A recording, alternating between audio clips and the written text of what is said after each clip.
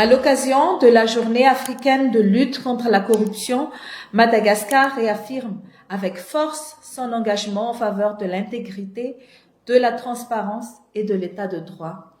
Ce 11 juillet nous rappelle l'adoption de la Convention de l'Union africaine sur la prévention et la lutte contre la corruption, mais il nous rappelle surtout une réalité.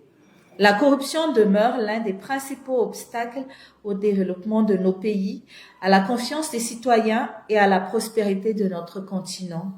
Face à ce défi, Madagascar agit, l'Afrique agit. Sous l'impulsion des plus hautes autorités de la refondation, notre pays a fait de la lutte contre la corruption une priorité nationale et une exigence de gouvernance. Le ministère de la Justice est pleinement mobilisé dans ce combat à travers le renforcement du cadre juridique, l'amélioration des capacités des acteurs judiciaires, la modernisation de notre système judiciaire et le soutien constant aux juridictions spécialisées dans la lutte contre la corruption et la criminalité financière. Nous poursuivons également la transformation numérique de la justice afin de renforcer la transparence, la traçabilité et l'efficacité des procédures judiciaires. Parce que les réseaux criminels ignorent les frontières, notre réponse doit être collective et coordonnée. Madagascar renforce ainsi sa coopération judiciaire régionale et internationale afin de mieux lutter contre le blanchiment de capitaux, les flux financiers illicites, la criminalité économique et le recouvrement des avoirs criminels. Cette dynamique repose également sur une coopération étroite entre l'ensemble des institutions nationales engagées dans la promotion de l'intégrité publique et la protection des ressources de la nation. Notre message est clair. Il ne peut y avoir de développement durable sans justice crédible. Il ne peut y avoir de confiance sans transparence. Il ne peut y avoir d'État fort sans intégrité. La corruption n'est pas une fatalité. L'impunité n'est pas une option. Madagascar poursuivra avec détermination et responsabilité les réformes engagées afin de bâtir une justice moderne, indépendante et efficace au service des citoyens et conforme aux engagements régionaux et internationaux de notre pays. En cette journée africaine de lutte contre la corruption, nous appelons à une mobilisation collective des institutions, du secteur privé, de la société civile, des médias et des citoyens, car la lutte contre la corruption est l'affaire de tous. Ensemble, faisons de l'intégrité un levier de développement, de la justice un facteur de confiance et de la bonne gouvernance un héritage pour les générations futures. Je vous remercie. Salama dole. Zao izy zareo ny fafako zany les publications-ko omaly ohatrany hoe politika moa izy fa tsy politika fa zavatra mety honetretiko zavatra ludique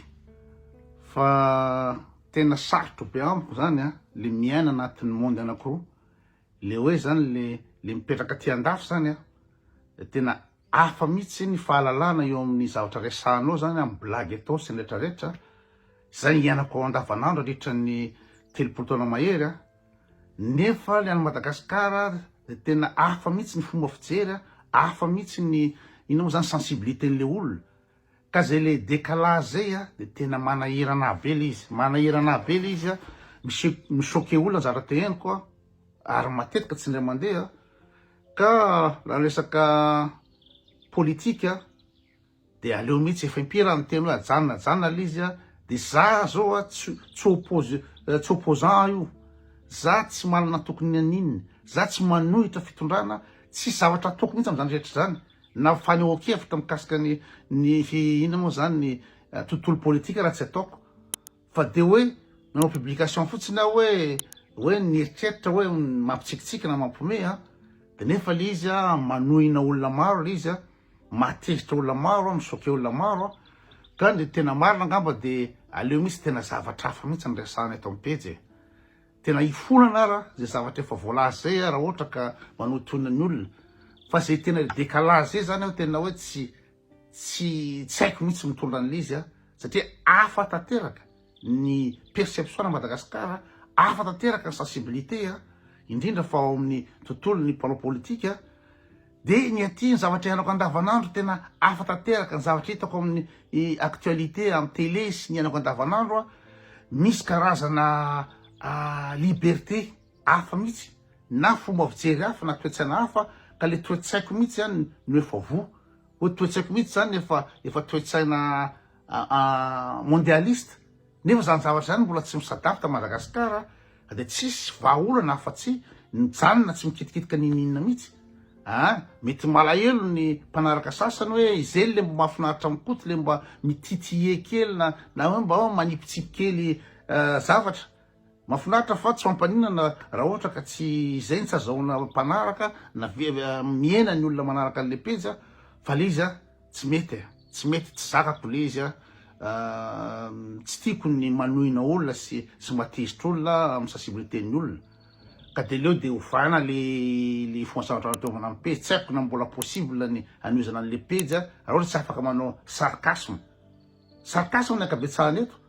za tsy mpanohitra za tsy nitaky mihitsy hoe fialan'ny filoha na tsy d'accord politique ny filoha na sososo tsy nanao an'izany mihitsy aho teto tsisy ligne hoe opposition mihitsy ny ataoko fa de hitanareo reny le izy fa raha nareo aty andafy angamba no mijery ny zavatra ataoko reny de zavatra normal be daholo reny fa nefa ny sensibilité l'olona na Madagasikara hafa de aleo tsy maintsy inao zany miafy am'izay zany anjarako no ino moa zany tsy maintsy mandefitra anjarako tsy maintsy misitrika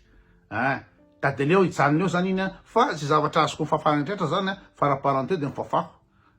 de ifonana sy lana tsiny am'izay olona voakasika n'ireny lana nanoina n'olona maromaro le izy sura daholo